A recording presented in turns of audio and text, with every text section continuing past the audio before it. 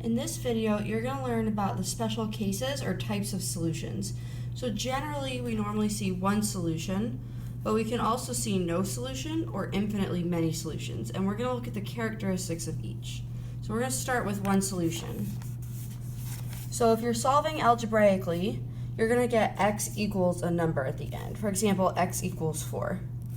If you're going to solve graphically, you would see intersecting lines, and your solution would be the x value at the intersection point. So for example, this intersection point is -3, -1. So our solution would just be x equals -3. All right, let's look at an example. So this is the problem we're starting with, and if we choose to solve it algebraically, our first step would be to combine like terms. So we can combine 5p and 3p because they're the same variable with the same exponent and they're on the same side of the equal sign. So 5 plus 3 is 8. Bring down the p. All right, so we know that we need to get all of the p's on the same side. So I'm going to move this to the other side. The opposite of 8p is -8p.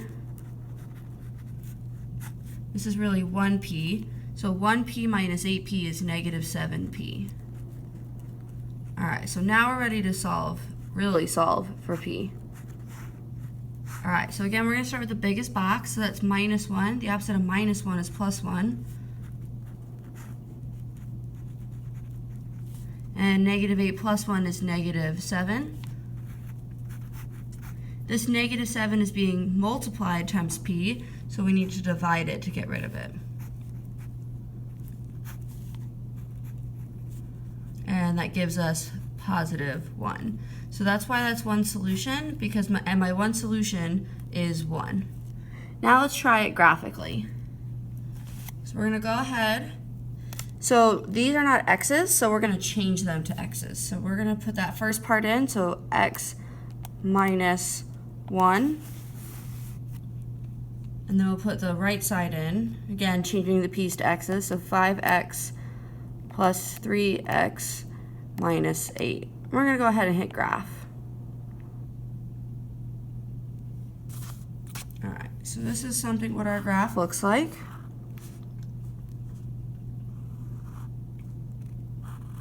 Okay, so we want to find that intersection point right there. So we can do second, trace, number 5 for intersect, and then hit enter 3 times. So then you can see here it says x equals 1. So that's our answer here, x equals 1. And that's the same answer we got over here, but we need to change it back to the letter we started with, which is p. So that's one solution. Now let's talk about when we have no solutions. So if you solve it algebraically, you're going to get 2 different numbers on each side. For example, 4 equals 10. So basically, you're getting a statement that doesn't make sense because 4 does not equal 10. If you solve it graphically, you're going to see 2 parallel lines, so 2 lines next to each other that aren't going to cross. So now let's look at an example. So again, we're going to go ahead and first solve this algebraically. So our first step here will be to distribute that -4.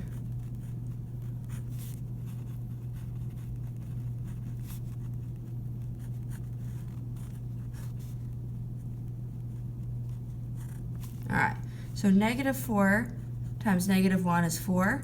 -4 times -6a is 24a. I can't combine either of these, so I'm just going to bring them down.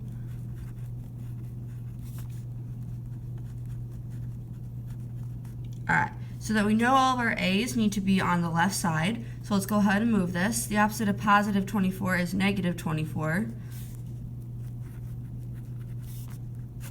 So 24 minus 24 is 0a. But 0 times anything is just 0, so we can actually get rid of this and just leave the -22. Now, we have 2 numbers on both sides, but -22 does not equal 4, so that's what tells us that there's no solution. That means there's no number that I can substitute for a that would make the left side equal to the right side. Now let's look at it graphically. So again, we're going to go ahead and type that in. but we're going to change those a's to x's.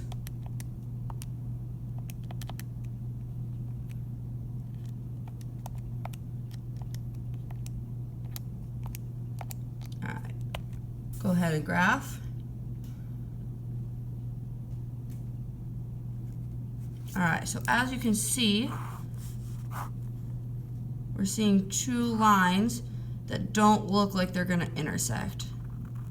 So that means that they're parallel, which means it's no solution. All right, let's go ahead and look at that last case, infinitely many solutions. So infinitely many solutions, if you solve algebraically, means you get the same number on both sides, a statement that makes sense. So 4 equals 4. That is true. That's when you get a case of infinitely many solutions. And then solving graphically, you would get two lines that coincide or two lines that are on top of each other. All right, so let's look at an example and try to solve it first algebraically. So our first step is going to be to distribute on the left and to combine like terms on the right. All right, so we're going to distribute here. All right, so negative 2 times x is just negative 2x. Negative 2 times 2 is negative 4. And then over here, I can combine negative 4x and 2x, and that makes negative 2x. All right, so let's bring this down. So I got negative 2x minus 4 and negative 2x minus 4. Again, I want all the x's on the left, so I'm going to go ahead and move this negative 2x. The opposite of negative 2 is positive 2. Okay, so this cancels, and negative 2 plus 2 is 0. But we know from before, 0 times anything is just 0, so we don't really need this. So it's just really negative 4. So now we have two numbers on each side. Is the statement true? Yes, negative 4 does equal negative 4. That means we have infinitely many solutions, and really what it means is I could plug any number in for x, and the left side would automatically be equal to the right side. So now let's look at it graphically.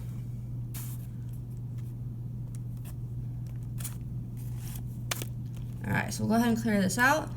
Put in the right side. And then the left side.